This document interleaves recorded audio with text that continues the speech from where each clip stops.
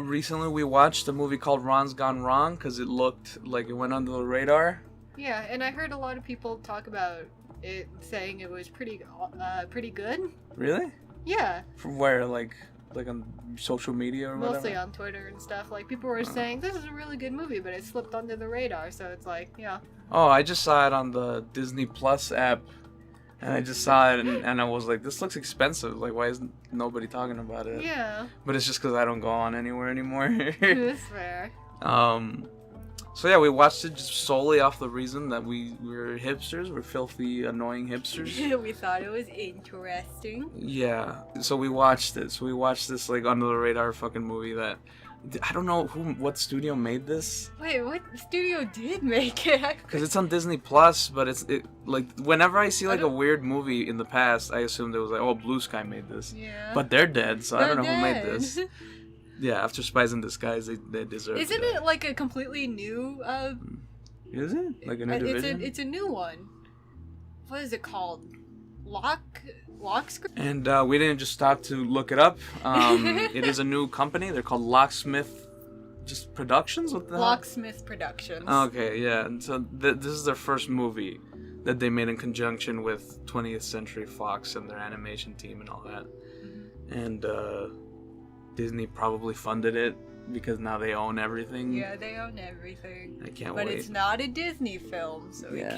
we can look at it. It's a little too dirty. It's a little too not. It didn't cost $345 million to make, so yeah, can't really put it in theaters a little much.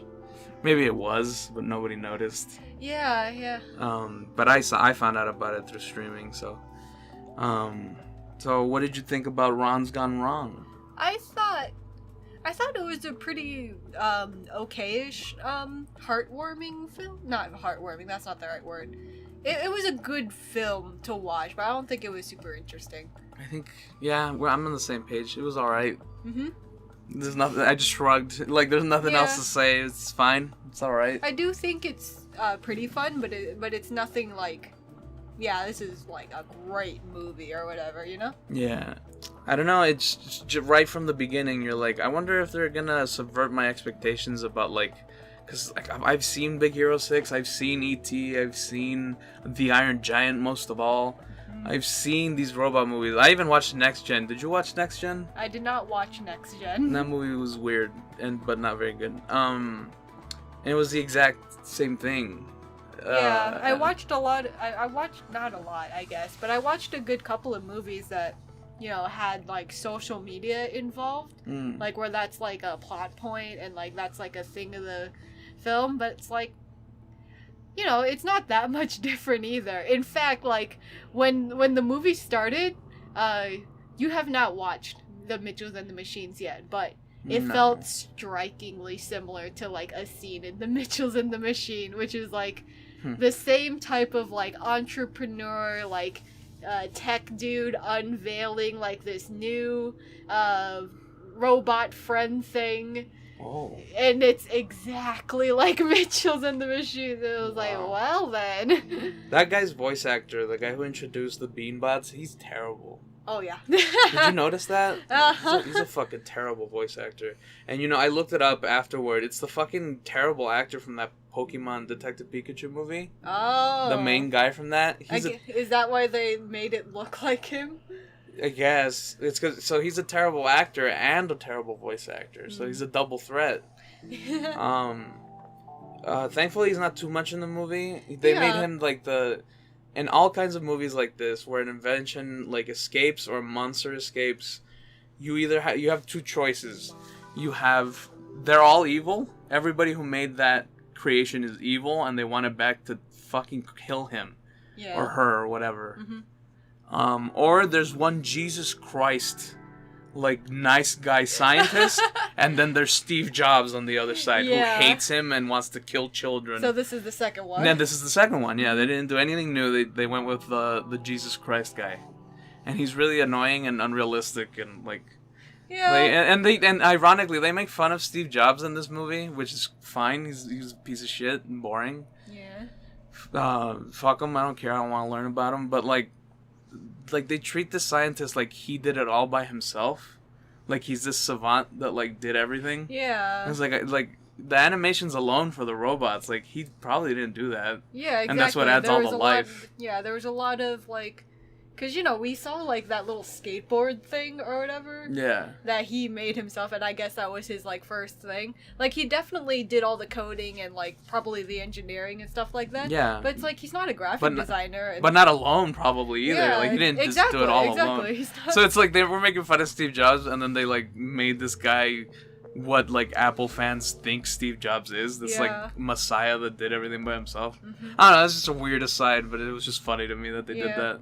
I don't know if you felt this way, but when I watched this film, the beginning felt very slow for me. Oh my god. What did you also feel that? So fucking boring. Okay, because I had just come home from work and I had ate like a big plate from like pan, and I was like full and stuff, and then I watched this movie and I was like, this is slow. This is boring. Fucking plotting. Yeah, it was just like, oh my god, like they were building the world and they were showing everything off, but it's like after the first 2 minutes of showing what the beanbots do, like immediate cut to like knock off Hogarth. Yeah, we're gonna call him Evil Hogarth because what's his stupid name? Barney. Barney, the dinosaur. He's named after a fucking dumb purple dinosaur. Honestly, when I heard his name was Barney, I was like, "Are you serious?" Yeah, he's like, "My name's Barney." Out of all of the boy names out there. Yeah, and then this is the one they went with. And then they just like focus on his boring life for like so long. Yeah. And it's like all these movies are exactly the same. You just watch the stupid kid do nothing forever. And it's just so boring. And then you finally get 30 minutes in and it's like, oh, he met the robot finally. The movie's actually starting now. There he is. Yeah, that actually starts now. And like how do you feel about Ron? He's just like, I don't know, he's just like, he's okay. It's like it was Zach Galifianakis voicing him, and who's that? Jim from The Office? Yeah. He voiced the robot in Next Gen. Oh. And then and Vin Diesel voiced the Iron Giant, and it's just like, and E.T. was voiced by an actual alien from outer space. And like, I don't know, it was like he was kind of like fitting. Like you get like a kind of guy that has a vaguely soft voice. Mm-hmm. But like funny enough that you can like make him say weird shit as a robot and it might be kind of cute and weird. Yeah. But it's like, I don't know. Like Ron's okay, but I didn't get attached to him or anything. I liked Ron a bit more. I felt like he was a bit of a slow simmer, like the rest of the movie. Like the beginning was super slow, and then like when Ron finally came in, I was like, yes, there he is. Even then, he still took a little bit of time to simmer. But then, like, at a certain point, I was, like, fully on board with this character. I was like, yeah, this little bean guy is pretty fun. yeah, he grew on me. He was a slow burn in terms of likability. Yeah. But I think when I really first liked him was when that bully kid hit him. Oh yeah, that was the one for me. He was like, you hit me, and then like he was like, yeah, what are you gonna do about it? It's like this robot's not following the 3 laws. Yeah. This robot's broken. He's gonna attack these children, and fuck them up. Yeah. He put 3 kids in the hospital. It was pretty great. I don't think they went to the hospital, but they were injured. They did go to the hospital. Oh, did they? I forgot about I watched that. The extended cut. They had severe injuries. He broke their legs. Yeah. Yeah, he's a little criminal, which is funny. Ron's ruthless. Yeah, I do love that. Yeah, his first resort is crime. Yeah, he loves violence. and not just yeah, he's just weird. He's a weird little robot guy. And yeah. And I think what's really endearing about Ron that like most boy meets whatever creature didn't have is that he actually has like a slow burn to like learning and like gaining a personality, because like with other stuff it's just this weird thing where the boy and like whatever creature thing robot or they whatever, just hide him for the whole movie. It's just either hiding him for the whole movie or it's like it's about them developing their friendship. But one thing that I do think Ron Gone Wrong has going for it is that they specifically focus on the friendship aspect. Because, it's about literally deconstructing what makes a friend a friend. Yeah, which ties into the Jesus Christ inventor. Yeah. The terrible Pokemon guy. He broke down friendship into an algorithm, which is something I think like fucking freaks that are way too into technology, and the same kind of people that are always saying we're just biological computers. Like, it's that easy. Yeah. We can just explain everything that's ever been done. It's like he's probably one of those kinds of people that thinks you can actually break down what friendship is that easily into like numbers and when like, you can't. Yeah, and like the thing that specifically made the bubble bots or the bean bots go wrong or like not be correct is that they're just like little yes men's or like they just do whatever you want. Yeah, and like that's not what friendship is. It's not being identical to the person. Exactly, and like a big thing that they highlighted in that film with Ron is that he had his own like little intricacies and like his little like he started to develop his own personality. It's like, yeah, I like electricity and stuff like that. Yeah, and that was like a thing that they highlighted at the end of the film too, where like that inventor guy like fixed Ron, quote unquote. Yeah, and he immediately turned him into a yes man. It was like, yeah, I like rocks. It was like, no, you like electricity. Where's your personality and stuff like that. And it's like parents and friends and stuff. It's like when you're not really trying to bond with somebody, they're like, yeah, you love rocks. It was like, yeah, I did when I was like 6. Yeah, for sure. It was like, that's all you know about me. Like, that I liked something when I was a little kid. That was good too, because again, that harkens back to what his actual dad was doing. Yeah, and it's just like, and that's all the people at school know about him anymore. It's just that, like, he likes blank. Yeah. Because when he was a little kid, he used to talk about it, and that's all they know. I think it might be a good movie for, like, little kids, but just because, like, we didn't grow up in heavy social media age. Oh, yeah, yeah. And now that it's like that, like, I can't really speak to as how bad it is. Because I don't know. In most of the movie, they made them seem like little assholes. And they already were when I was in school. So now that they, like, get fame off of it, they're even worse. Like, you see like, school videos floating around, they're like bad. The way those kids acted in the movie were really bad. And you know what also stuck out to me?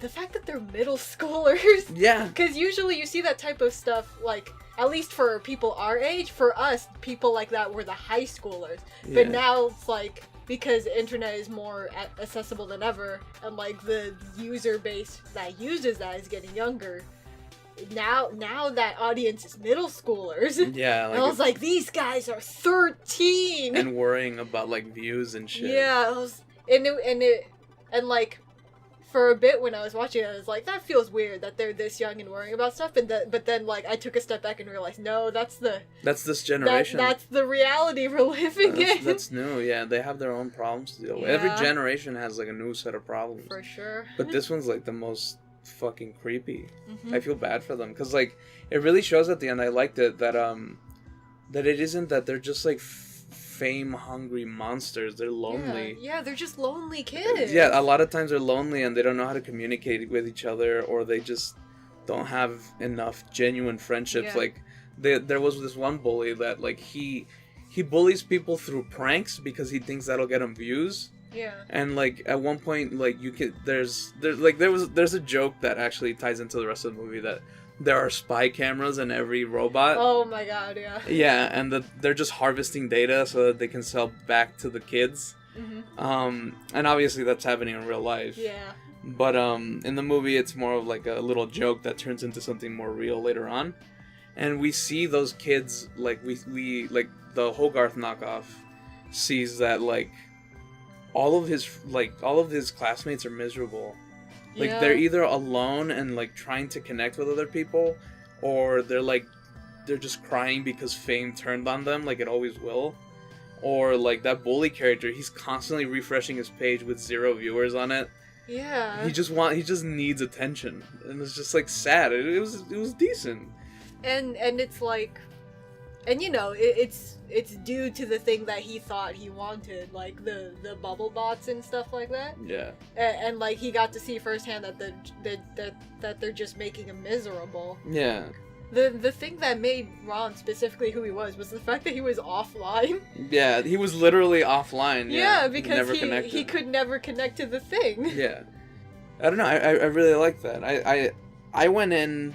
Once I read that it was about social media, I was like, oof. It's like, yeah, this is gonna. I thought it was gonna suck, but it was alright. It handled it pretty okay. It's just that the beginning is so slow and so like stereotypical for this kind of movie. It's the same as Big Hero 6. Yeah, because again, you said it was the same as Big Hero 6, and I said that like that big stage reveal of the Bubble Bots felt exactly like a scene from The Mitchells versus the Machines. Not to dunk on either of those movies, but it's like the same concept. Yeah, or like even like that movie, like Next Gen. It's just so boring. Like the only one that doesn't do that is like something like the Iron Giant. You just build up to the robots reveal, and it's like really good. Yeah. But in this movie, all they focus on is the robots for the first 2 minutes, and then instead of building the Hogarth knockoff's personality, they just show that his family is eccentric because they're like immigrants. Yeah. From like Russia or whatever. It's like they're eccentric and yet they're still boring. Yeah, how do you do that? Yeah. How do you make someone eccentric and boring? That's literally. The dad sells like novelty toys and he's so boring. Yeah, like I guess he could make sense. Like he's selling these like boring toys that nobody wants because they're novelty garbage. Yeah. But the grandma should at least have some soul, but she's just boring too. Exactly, and like she's just a one-note joke about like, I'm from a different place. Yeah, I eat chicken feet. Yeah. The joke is over now. Yeah. And it's just like, okay, this is boring, and I don't know who the fuck this little kid is. Like that's our protagonist. I don't know anything about him. We don't know anything about him. It's ironic because like Ron and him get to know each other well, but like we never got to know the main character. Yeah. Like I don't know a damn thing about the kid. He likes rocks? Question mark. When he was a little kid, yeah. I did like how not Hogarth broke down like what friendship is. Yeah. Because at first it is a little really kid. Like that. At first it is a little kid's understanding of what friendship is. Yeah, like, and also like an understanding of how the B-bots are supposed to work. Because like because he was doing that stuff. You have to stay within 6 feet of me. You have to do this and that, like a B-bot is supposed to.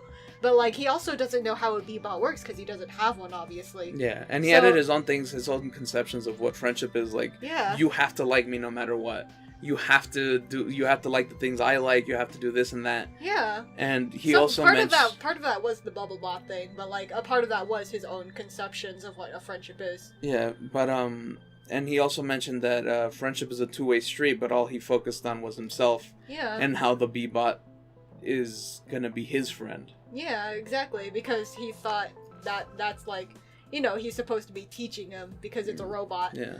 But like, in deconstructing it and teaching him friendship is a two-way street, he kind of realized he wasn't giving like his way either. Yeah, he wasn't being a good like friend. He's not just a product. Yeah, and that's this another robot has sentience. And that's another good lesson for kids that you can't be selfish when it comes to friendships and stuff like that. Yeah, like, it's good. You have to make sure to take care of the other person as much as you expect them to take care of you. Yeah. And it's a good message. It's an alright message for kids. I do really like how they realistically portrayed that friendship, and like, again, because a big part of it is them deconstructing it together, and like they kept rewriting it and stuff, like Ron kept adding like little annotations to his code, quote unquote, and it's like as they both learned more about it, they also like rewrote the code. Yeah, for the guy who adapted it magically with his science magic. One thing that I really liked with the whole friendship aspect was that there was a scene when they ran away together into the woods, where not Hogarth got mad at Ron and they had like a little mini fight, but it wasn't like a friendship breaking fight. It was a very realistic, I'm mad at you and I need a little bit time to myself. And like you would think like in a movie like this, or like in any movie really, a scene like that would be like a break thing or whatever. Yeah, like they break up to get back together later on. Yeah, but like no, they were just still friends. Hogarth just needed a little bit of time, which makes sense because they ran away and he's a kid in the woods. Yeah. And I do like that the villain was totally down to kill not Hogarth. Like yeah. Like what a like he's we an never evil tech guy. We never get like good villains that are willing to kill children anymore. I just really like that the Steve Jobs guy was willing to kill kids. Like he just covered up the screen where he found like a dying child. That was. It was a good scene. Like they, I don't know. It as meh as this movie was overall, it had some good messages and the visuals were okay-ish.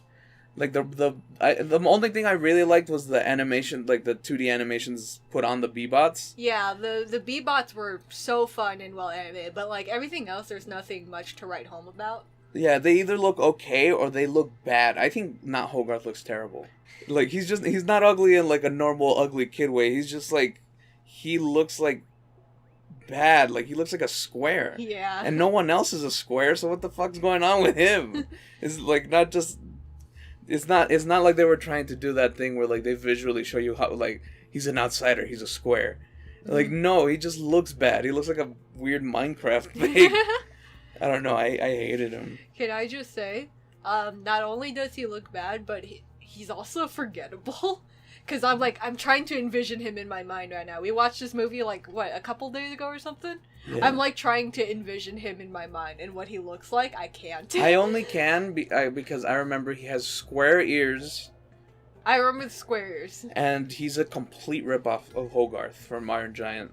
Yeah. He literally, they took Hogarth's hair, and they took Hogarth's even chipped tooth and general aesthetic, and then they stole it and put it into a shitty CG model. The only thing they didn't take was Hogarth's blue eyes. Because if they did that, then they would have gotten called out. Like, people would have been able to see. But I'm calling them out anyway, because they still fucking did it. But aside from that, like...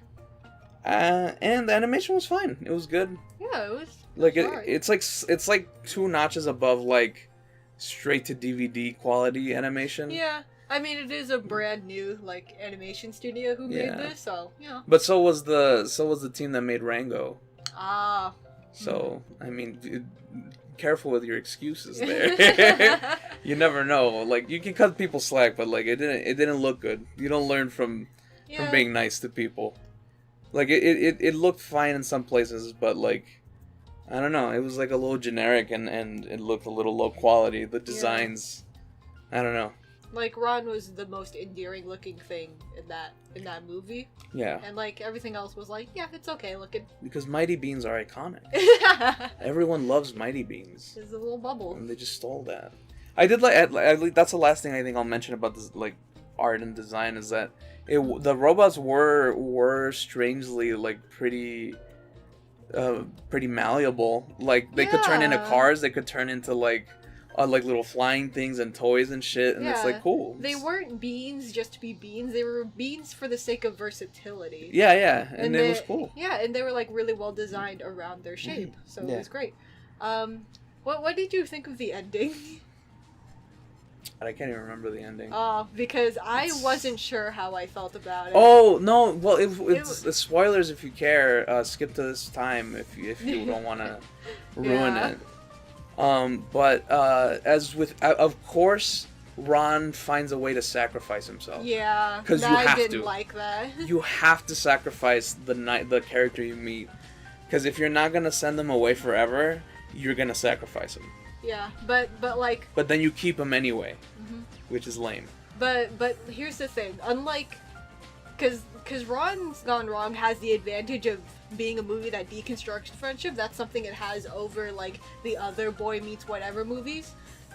What it didn't have here was like the whole sacrifice and or sending away thing. Because like with every other movie, it's like, yeah, the sacrifice here makes sense, or yeah, of course you have to send this thing away. But like with Ron, it didn't make sense, and I also did not like it. Because like, I guess like it did have a purpose. It's just not It's not obvious. A good purpose, though. I mean, in a way it was, but you say your thing first. Because here's the thing.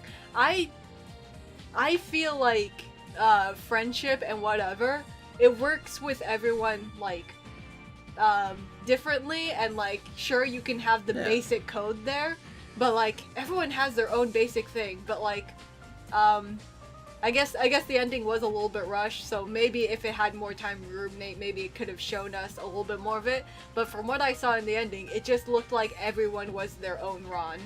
Like, every bot was just another Ron. And it was like, I don't like this, because you know, it's not a friend, it's a Ron. Yeah, but that's okay. Because they were giving everyone Rons because they were gonna be vaguely free-spirited, weird little toys. But like the reason not Hogarth sacrificed them is and Ron wanted him to. Like Ron says it when he's dying. He's like, my purpose is for you to make friends. Like my purpose is not for me to be your friend forever. Like it's like the Jesus Christ scientist whole point was like he was probably a lonely kid or something. They never really show his backstory. Yeah. But like anyway, like he wanted the robots to make his friends and accidentally did the opposite. He provided kids like an outlet so that they never have to socialize with each other. Yeah. But at the end, Ron makes it so that all those kids are free from being able to obsess over themselves and obsess with like social media and all that. And they use their bots as a way to like, hey, your bot's weird. It's like funny. It's like, oh yeah, it is. And it's like, and then they start talking, and then those kids become friends through their toy rather than like the whole. Because you shouldn't be friends with an inanimate object forever. That's not good. Yeah. Like it's not healthy. It's not something that you should have. Like even for a family movie. And I don't know. I guess it wasn't that bad. I was having a hard time remembering more because I couldn't remember past the sacrifice. But like he saw his friends the people that could be his friends were suffering, and he sacrificed Ron because then he could be their friends. I guess so. Yeah. So I don't know. I'm okay with the ending. I don't know. I felt like I didn't get that same feeling. Because, like, definitely there is, like... Because there's the whole offline thing, so... They are definitely less obsessed with themselves. Yeah. But this entire movie was building up the fact that, you know, Ron's sentient. And he just uploaded his sentient code to every other bubble bot. And you're, like, saying, like, kids shouldn't be friends with an inanimate object forever. But it's like... I don't know. They went out of their way to like show that he's sentient. Well, I don't know if he's sentient. Like he's just a little robot toy still. He's just a defective one, and you'd have to enter like robotic life conversation. I'm not gonna do that right now. Because it's an unending conversation, but like... Okay, let's not think about that then. Let's think about it from this kid's movie perspective. Yeah, that from robot this kid's was movie. Sentient. But at no point do they talk about his sentience. They just talk about how weird he is and that he has the right coding. He has the right friend coding. And he has at no point do they mention that, like, oh my god, I never thought I could invent life. They're just like, oh, he has the key to friendship. That's what the guy freaks out about. Not that he has... his own will. Like it's never about his sentience. Like it just seems like they have it because like I remember at the end there was a guy that was like I prefer to have it was like a wrestler robot Bebot, and he was wearing like a princess unicorn thing, and he was like, well, this is the one I want this month, and it seems like it's like free will or whatever, which was confusing. But overall, I don't think it was about them having sentience, because otherwise then they wouldn't have had to be friends with each other. Well, yeah, exactly. That's why I feel like the ending isn't, you know. What? Well, that's why I didn't like the ending too much because of the whole thing you were saying and the whole thing where it's like, well, now every bot is just a Ron. Yeah, but like, what's wrong with that when the point for the Rons were for them to introduce people and make them friends, rather than make them sentient or their own people? They're not their own people. They're just toys.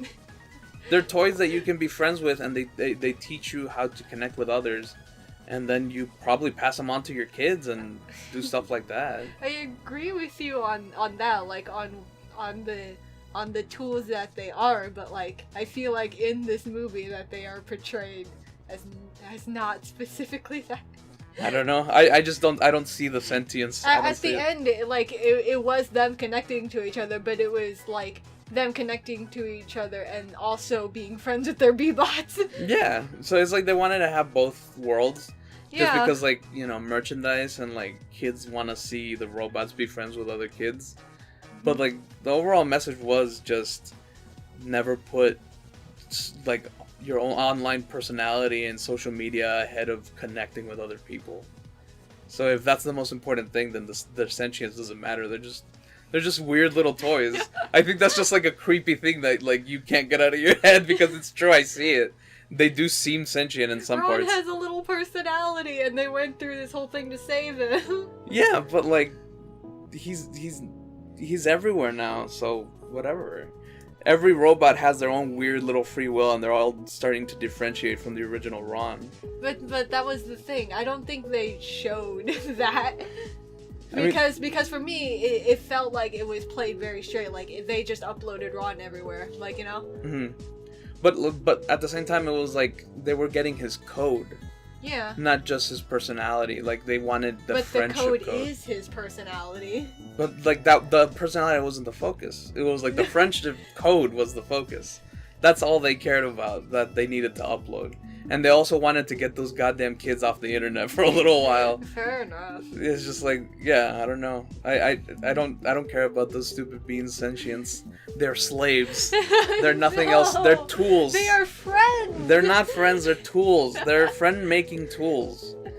That's all they are. Ron was alive. You know what? At the end of the day, get your kid a fucking dog, man. Like, it's not... Just get him a dog. Or a cat or whatever. Like, a rat. Like, why are you getting them this, like, $5 million bean robot that may or may not be alive? That's creepy. Like, that's too much to think about. Just get him a dog. Dogs are alive. That's the end of my review. Would I recommend it?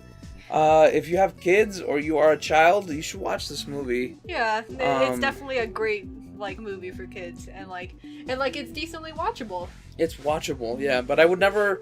It would never go on any favorite movies list. Yeah, I would never see it on a favorite movies list. This is not even close to an Iron Giant.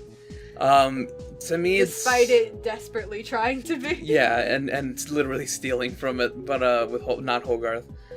But I don't know, like it's in that same weird gray area as Big Hero 6, where it's like, it's almost good, but it's kind of not that great. Yeah. But like Big Hero 6 could have been great, but then they just never did anything with it. They never did anything, and the writing was bad. It was just like an hour, like 2 hours long of them just doing time shit. Time wasted. Yeah, they're just doing shit. So I mean, this is just pretty much like just Big Hero 6, but slightly better. Yeah, like it was actually doing stuff, but it was taking care. It had shit to say. Yeah. Big Hero 6 didn't have dick all to say.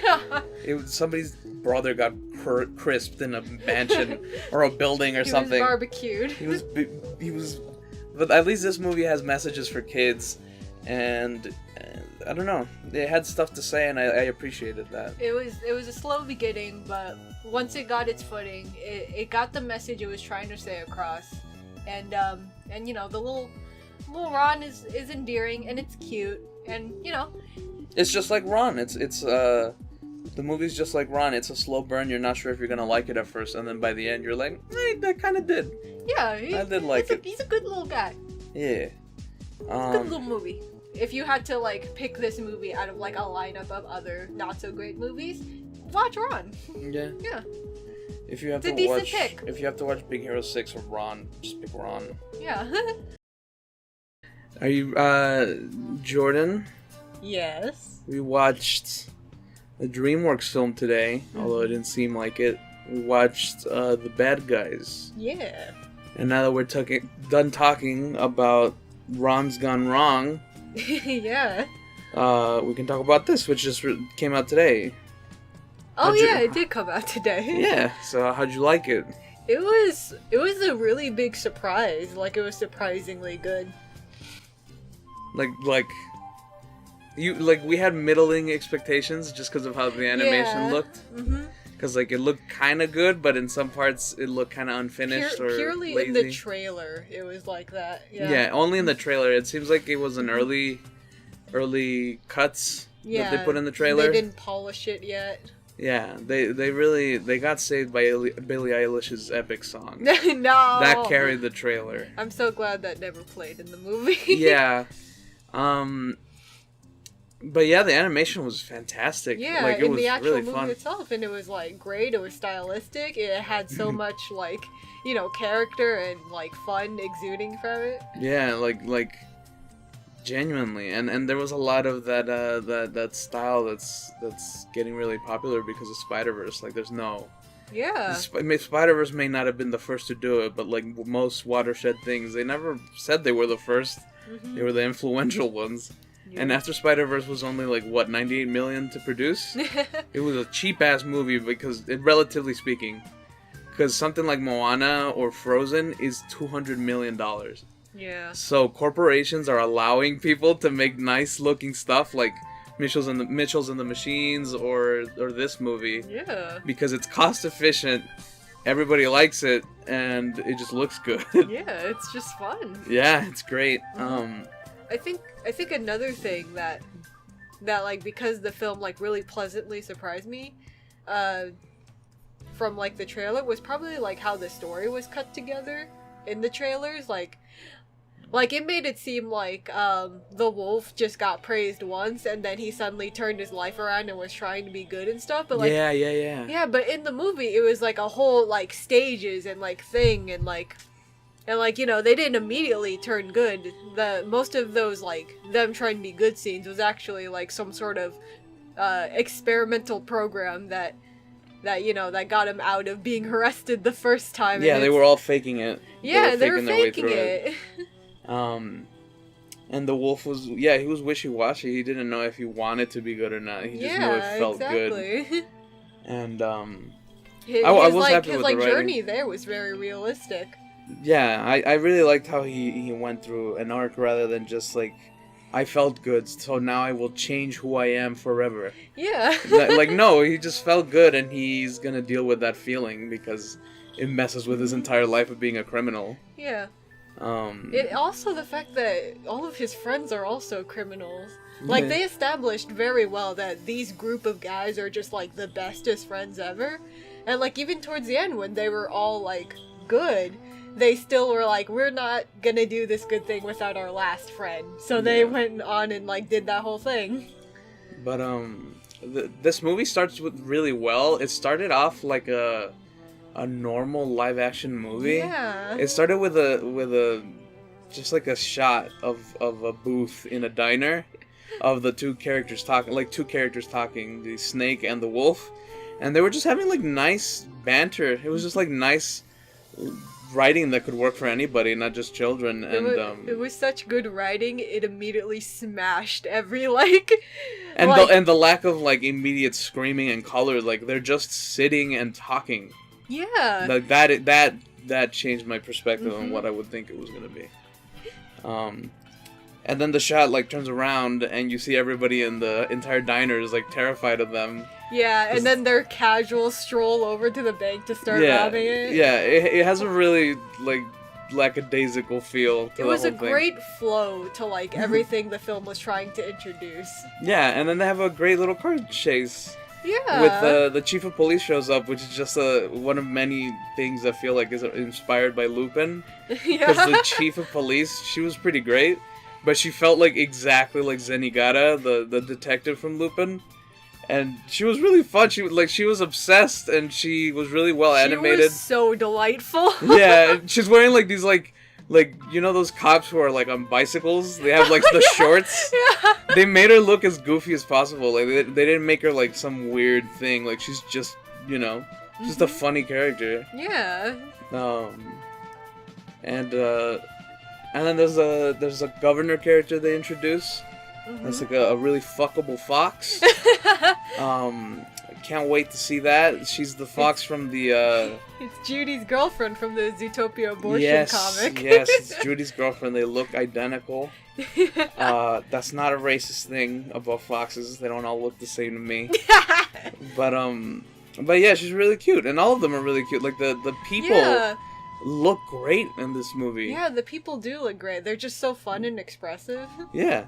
And not and like I was telling you, like when we got out of the movie, like movies like Luca and Turning Red or Big Red or whatever the fuck it was called, fucking they are like they're providing a facsimile of it. Like, hey, look, we're Spider-Verse too, but they're doing it in such a lazy kind of cheap way. Yeah, like if you compared the humans to like Turning Red, the style in which they are drawn and like animated in is a bit similar, but like in Turning Red, they don't push those like expressions enough. They're not like allowing the characters to be as goofy as they could be. And then like that police chief woman, she's just kind of all over the place, and she has all of these like poses and like. Those are her facial expressions. Yeah, her facial expressions. Like in Turning Red, every scene that I've seen looks like they ripped it straight from a Ghibli movie without the heart. Like it look. I feel like if you look through all the Ghibli movies, you could see like that slow big grin thing that they do in Ghibli movies. I feel like they ripped it off directly from there. I can see that. Yeah. It looks identical, and it's just, and when something's like taken from somewhere else, it means that you like took the surface and then left the soul behind. Because that's what plagiarizing is. It's just copying. It's not that much else. I do think the Turning Red style works in its own way, but nothing in it is as impressive as like, you know, any one scene from Bad Guys. Bad Guys. Yeah, it was shockingly good. I really liked it. The writing was really great. There's a lot of like, I know it should just be the standard for a good movie, but like animation has been in a bad place for a bit now with movies. Not everywhere. Like the indie scene's been great, and Moana was good 20 years ago.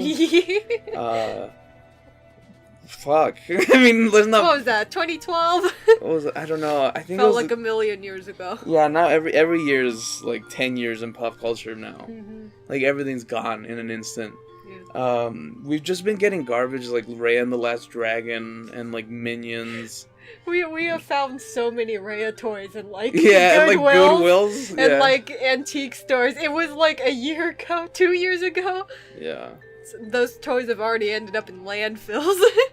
Yeah, like we just find merchandise for all these like pathetic Disney movies that are just like trying to ride like they're either trying to ride like a nation's like cultural identity. I was like, okay, this time we'll take advantage of enter race or like fucking culture here. Raya wasn't even like a specific Asian thing too. It was just a whole hodgepodge of like stuff, and even Asian people didn't like that. Like in fact, they like released Encanto like pretty close after Raya, and everyone was like, okay, so Colombia gets a whole specific movie about themselves, but all of Asia just gets like a weird smattering of like. We'll change it to Colombia at the last second. Yeah. Then we'll hire a Cuban woman to write the movie and then base the entire character off her looks. And then we'll hire a musician from Puerto Rico to write the music for that. Oh, it's so Colombian, guys. Oh my god. But anyway, like, all you see is that. And then to see something like The Bad Guys, it's just like, man, you just forget about all this stupid bullshit about, like, oh, like, you can't critique this. It's about, you know, my identity. I got to see me on screen. And that matters more than anything. Like, no, you just get to see a fun movie about, like, these criminals pulling off heists and being animals and not being weird about it or trying to take advantage of people's identities or anything like that. It's just a fun, dumb movie. And not dumb in the way where it was written poorly. It was written really well. Yeah, like I told you when we walked outside the theater, like, not a moment in that movie was, like, wasted. Yeah, it was all set up. They were always setting something up. Either for a joke or for later on. Story. They set up a fart joke that actually meant something later on. A fart joke came back and was useful to the plot. That is the first time I've ever seen that. Yeah, and let's stay on the fart joke for a second here. Yeah. I actually really like how they did that, because when they like started doing that, I was like, oh, okay, yeah, because like it was so good up until that point, and you were like, oh, this movie could turn from great to crap at any second. Yeah. Because there was a fart joke. But then they like, but then they did it in like a fun way, in like kind of a kid-friendly, goofy way. Not of, in like, a weird gas. not in a weird like Total Drama Island like weird fetish way. Yeah, no. It was a joke. It was a full joke. It was and it was like a unique one too, like the way it filtered in through the vents to where Spider was it looks like a poison gas. Yeah. And like that was actually a pretty funny scene. Yeah. How she had to keep going. But yeah, like I just really appreciated the writing, and they don't like suck their own dick about it either. They're like it's just good writing. Like there's like little background jokes and stuff like when they I think it was in the trailer they dress them all up in like cute clothes to make them more appealing to people on social media because they're bad guys and they're trying to make them seem nice. And the wolf gets put in a little sheep clothes, and it's like, hey, you know, it's it was clever. very subtle, and I don't think they ever like brought it up. I think at most, like the fox woman, she just kind of like points it out. Yeah, the governor, she just like makes fun of him for just wearing pajamas, not the sheep in not general. even the sheep clothing thing. Yeah. And there was like a little nod to another wolf fairy tale as well, where he was dressed as a grandma, and like, again, there was no joke about it, like with it being a fairy tale. Yeah, like they didn't straight up tell you, remember that story you were in? It's like, no, it's just a joke. Yeah, you'll get it if you get it. Because everyone knows that story. And then it actually was really funny, but like, because like the scene that was in, but most of the jokes landed. Yeah. Like there was the odd like kind of throwaway line that just fills space, you know? You're always gonna have that in movies, you know, unless it's like a masterpiece where every line is important. But like in more like normal family movies that are pretty good, you have a couple like generic throwaway jokes.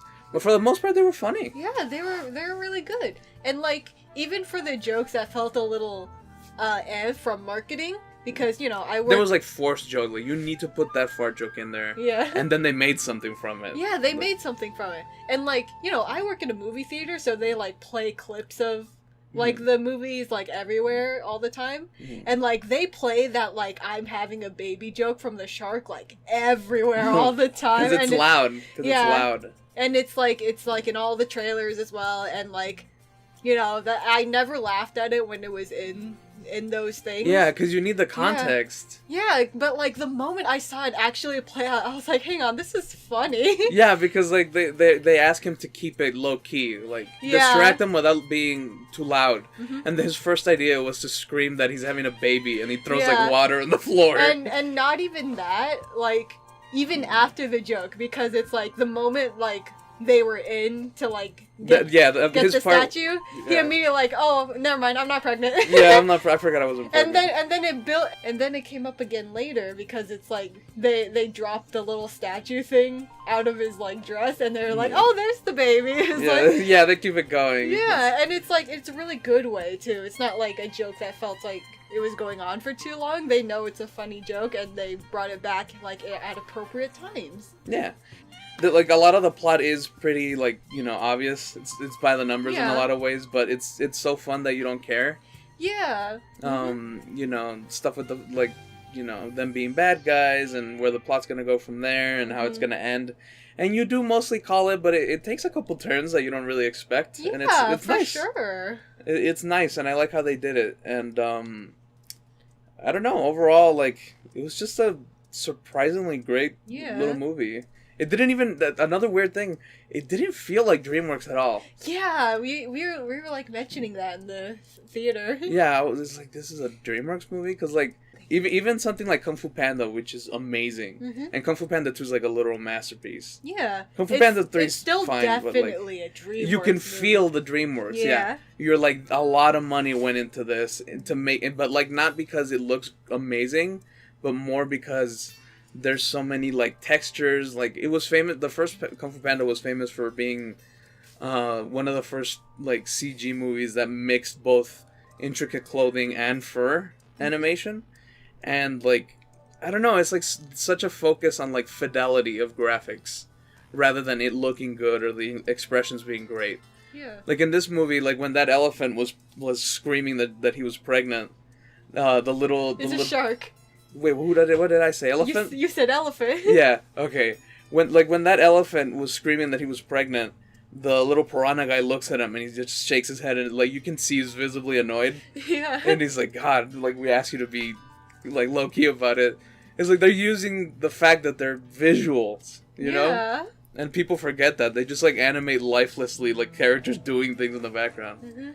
But not this movie, and I mean, there were so many little moments like that where the characters were just like having their own little emotions or like, you know, interactions in the background. They were all reacting to different things in different ways. It was nice. And I don't know, it seems like a good sign for DreamWorks. I mean, they'll fund these kinds of movies with the blood money from Boss Baby. But And Boss Baby 3's coming soon. Oh no. We're watching that. But you know, if we get a Bad Guys and from what looks like it's gonna be really good, the new Puss in Boots movie. Yeah. It looks really good because the first one I watched it and it was not that great. It was like Shrek 4 level, where it's like, I don't feel like shitting on this, but I'm also never gonna watch it again, and I will never tell anyone I watched it. Until now, I've been exposed. But this new one doesn't look like DreamWorks. Like they feel like they're in a new era or something. Yeah, for sure. And again, with like the Puss in Boots thing, the new one. Yeah. Because that one's also really good looking too. Mm-hmm. Yeah, and unlike the Bad Guys, I feel like they waited to get proper footage. Yeah. Because the trailer footage for Bad Guys looked a little rough, but in the movie it looks great. So don't judge it off the trailer. Yeah. And in motion, it looks fantastic. And I feel like marketing for Puss in Boots is a lot better too. Yeah. Because again, marketing for Bad Guys was not great. Yeah, they were like, how do we market this movie? We make it look terrible. We put the most loud, annoying jokes out of context so they look like bad jokes. Yeah. And then we put a Billie Eilish song over it. I was like, wow, you're geniuses. And in Puss in Boots, they just make a good trailer that makes you interested in the story. Yeah. Or like... Yeah, they don't just show the whole thing like a Minions trailer either. Wait, what you said about DreamWorks entering a new era, I think they really are entering it, and like, Bad Guys feels like the Project Zero of that era. Yeah. Yeah. Like they're starting a little safe with a fun adventure, nothing crazy. Yeah, because we also mentioned how like the art style in like its finished form as we watched the movie did feel a lot like the Puss in Boots trailer, but like a more slightly toned down. Yeah, slightly toned down version of it. Yeah. It's like a step down from what they have in the Puss in Boots one. Yeah, because in the Puss in Boots one, you can already see in the trailer that they have like a lowered frame rate for some of the bosses and stuff. Yeah, and they have the enemies. Sorry. They have like textures on the fur, and unlike Bad Guys where they're like pretty smoothish. Yeah, in Bad Guys it's more of like almost cell shaded, and they full on cell shaded in some points. Like, I mean, not that that's bad. It's really good, but like it's good, but yeah. Puss in Boots is definitely a different style. Like there's also furry characters there, but they're like super textured. They're like really fuzzy. They're going all out. So yeah, I don't know. I definitely just recommend this movie. I hope it succeeds, and I hope for sure. I hope DreamWorks gets to kick off this new little era that they seem to be wanting to go into, because it seems like it vaguely started with that Captain Underpants movie. Yeah. Do you remember that one? Yeah. Like, everyone was like, the movie's okay, it's fine, but the animation's great. Maybe that's the Project Zero, and, like, Bad Guys is more, like, the first step. The first step, yeah. I don't know, but either way, it's a great movie. It was really well written. The voice acting was decent. You know, you don't really feel that celebrity, awful voice acting like Onward and stuff like that. They were, like, real actors just doing voices. They were great. And everyone did their job. You know, it's well directed. It's just well paced. It's a fun movie. What do you think? Yeah, it's the same thing. It's really good. Again, like, I just really enjoyed how well put together this film was, and like it smashed every expectation I had of it. Like I was thinking it was gonna be at most like decently good. Like, it'll be a fun, like, cool movie, but it's not gonna be anything like groundbreaking or whatever. But this was like good. This was really good. It was really fun. I had a smile most of the time. I did too. Yeah. And we were like laughing together at most of the jokes. Yeah. And like, I think the part where I realized it was a really good kids movie, not just like a good movie for animation nerds like us, is that next to us there was like a little kid on his feet, like super into the movie. There were several kids. Yeah, they were like at the climax of the movie, they were standing up in excitement watching. They were quiet too, they weren't making noise, they were just watching the screen wanting to see what would happen. This was at 1:30, by the way. Yeah, we were trying to escape them, but you know, you're never gonna fully escape the children. But when I saw that and they were laughing at jokes and stuff like that, it's just like, you know, it's a good kids movie. Yeah, they were so happy. It was like, you know what, that's great. Yeah, and it's just like, I don't know, like I've heard stuff like I think from my mom and like other people that like they put the Minions in front of their kids, or like they're like brain dead or something. The Grinch, and that they can't get them to shut the fuck up unless they're really baby. Because they get bored. And it's just like, oh my god, like they just want the movie to be over so they can watch like Coco Melon or some other shit like that. Coco Melon. Yeah, and it's just like, But movies like Bad Guys, they get kids interested, and then you want to see how it ends. Yeah. And that's what a good family movie is. It's good for everyone, and it's not just for kids or being restricted. It's just good for everyone. Yeah. So yeah, that's a solid recommendation from both of us. For sure. Yeah.